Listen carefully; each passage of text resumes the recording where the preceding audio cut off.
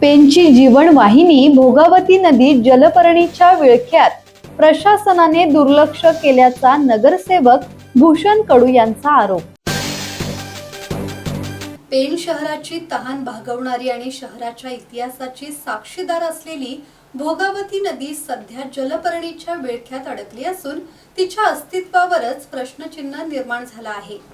नदी पात्रात मोठ्या प्रमाणात वाढलेल्या जलपर्णीमुळे नैसर्गिक प्रवाह बाधित झाला असून नदीचा श्वास गुदमरल्याचे चित्र निर्माण झाले आहे।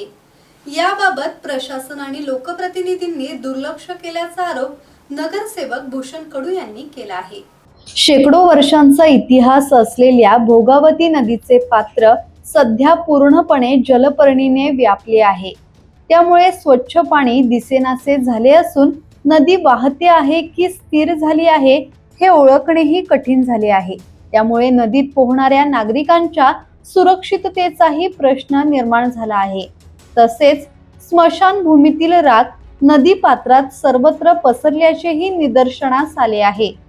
भोगावती नदी ही पेनची जीवनवाहिनी असल्याने प्रशासनाने तातडीने उपाययोजना करून नदीतील जलपर्णी हटवावी आणि नदीचा नैसर्गिक प्रवाह पूर्ववत करावा अशी मागणी नगरसेवक भूषण कडू यांनी केली आहे।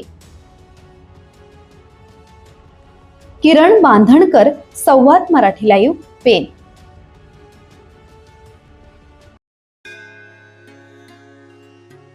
श्री गणपती संस्थान महड, तालुका खालापूर, जिल्हा रायगड।